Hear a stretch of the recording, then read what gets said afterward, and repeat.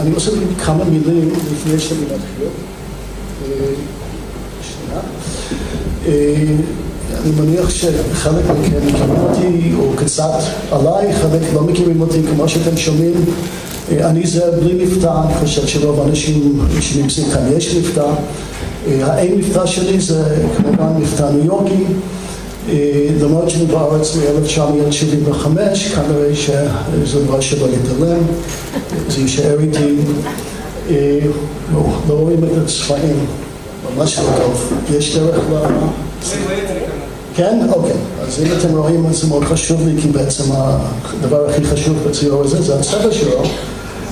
אני הגעתי אז הסקיצות שאני הולך להציג היום, סליחה, נחזור לכותרת, זה בעצם הסקיצות שלי מ-1975 עד ל-2012, האמת היא שזה קצת מוגזם, כי בעצם הסקיצות של 2011-2012 זה כבר בתערוכה, אז אני בעצם בסקיצות שנגמור קצת לפני זה. הגעתי לארץ ב-1975, זה בעצם הפעם הראשונה שאני יצאתי מצפון אמריקה. והגעתי, וזה בעצם מתחבר לאיזשהו מעגל שנסגר אתמול והיום, שבעצם רם כרמי הגיע לניו יורק באותה שנה בחיפוש באדריכלים צעירים, לעבוד איתו בצוות של משרד השיכון. והוא היה בלונדון, היה בניו יורק וחזר עם אדריכל אחד. ומאז הגעתי לארץ, בעצם אני כאן. אני יודע להפתעתי שעבדתי על הסקצ'בוקס, בעצם הסקצ'בוקס מספרים סיפור חיי בדרך מסוימת, וזה מה שאני מנסה להציג היום דרך הסקצ'בוקס, דרך הסקיצות בעצמם. אני חושב שכמו שסוגי אמר, זה משהו מאוד אינטימי, זה משהו שאני בעצם לא חושב שנכון להציג, ואני לא מסתכל עם הסקצ'בוקס אפילו בשותפים שלי ומציג את הסקיצות, אני מציג אותם כאן.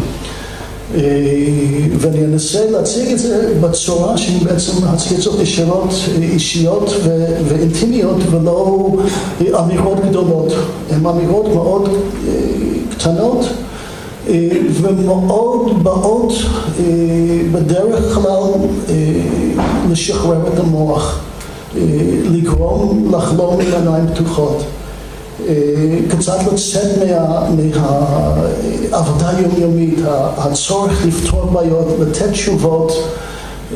זה פשוט משהו אחר לגמרי, ואני מקווה שאני אצליח דרך השקופיות להציג את זה. אני פשוט, מה שחשוב בסקיצה הזאת, בעצם סקיצה מ-1975, אני מנחש שזה ביפו, אני מנחש שהגעתי לעיר העתיקה, וראיתי לפעם ראשונה את המבנה הפיזי של ערים עתיקות, שלא הכרתי בניו יורק, וגם את השמיים. ובעצם הצבע היחיד זה צבע של השמיים, שבניו יורק כמובן אין לנו שמיים ככה.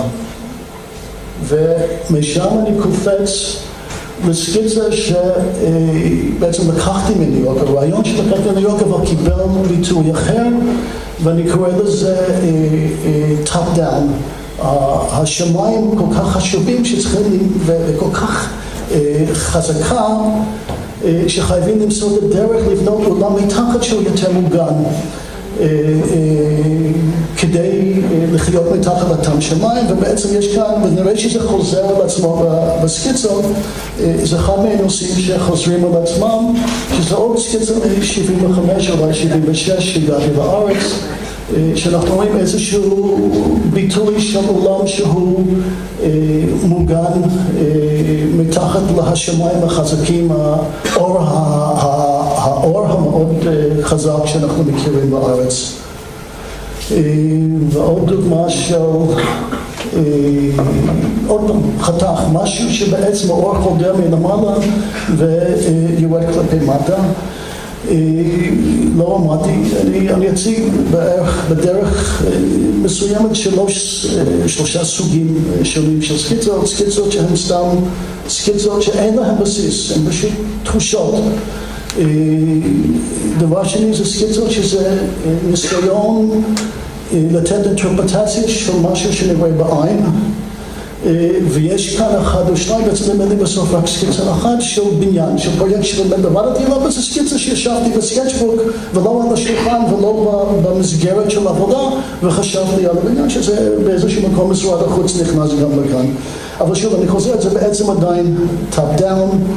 כאן כנראה שעם עדה כרמי הגעתי לפעם ראשונה לירושלים, עדיין ב-75, הבנתי, כי בניו יורק אין הרבה טופוגרפיה, הבנתי שיש משהו שנקרא טופוגרפיה ושמחייה שהיא שונה ממה שהכרתי מברוקלין או מנהטן.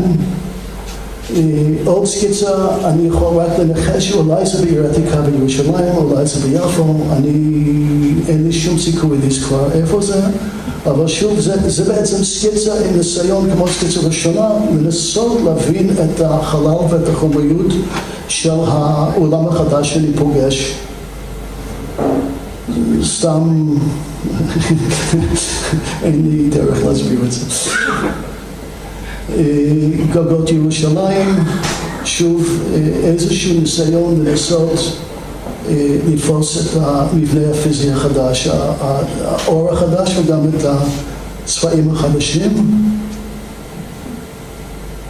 שוב עוד גרסה של טופ דאון, יכול להיות שהסתובבתי בירושלים והבנתי את הבנייה בשכבות, אלה שמכירים את ירושלים, בעצם יש שמיים, יש את הגגות, יש את השכבות ביניים ויש את ההיסטוריה מתחת.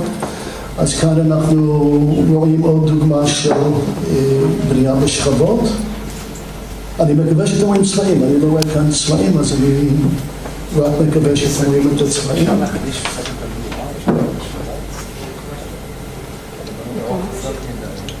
כן, תמשיך, אפשר, אני לא צריך את האור.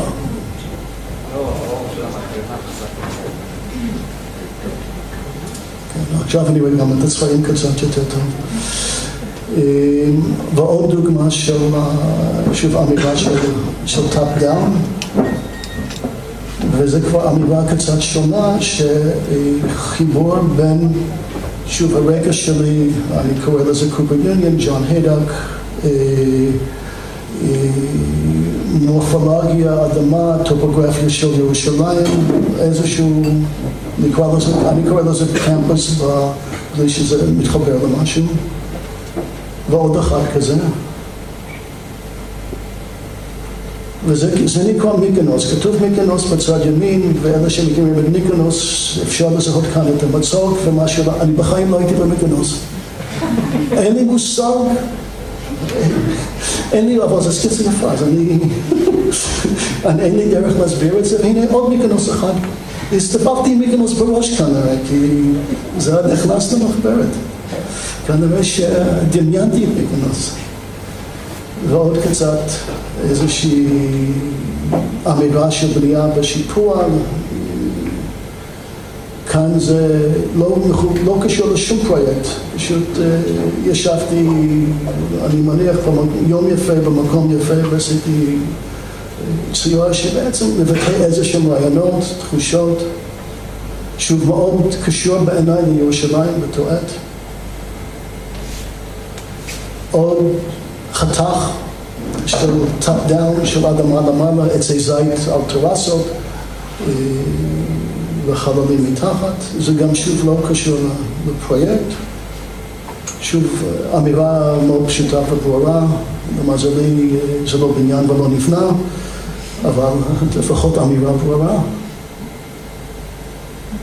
זה בעצם סקיצה מאוד מוקדמת של משרד החוץ.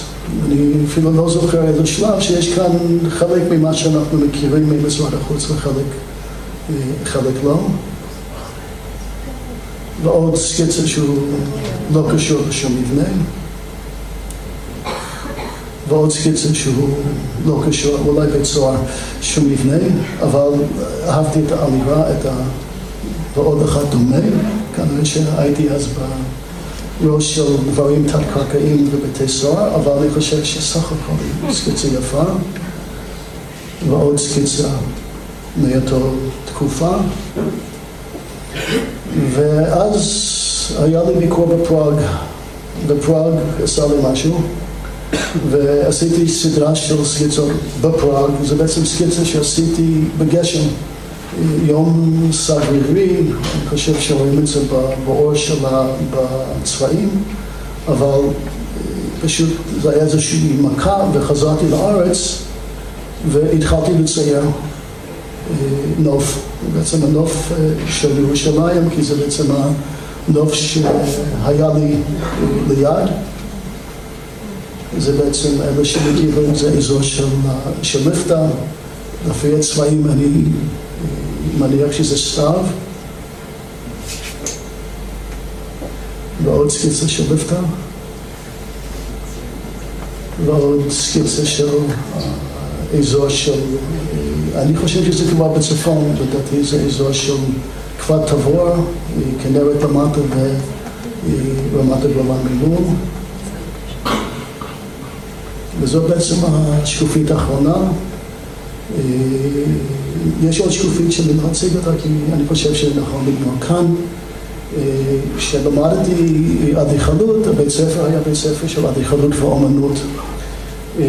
ואני כמובן למדתי ארכיטקטורה, אבל הייתי בשביל לקחת קורסים בכל כיוון אחר, גם בצד של האומנים, והלכתי ציור וזה, ואני זוכר שהגעתי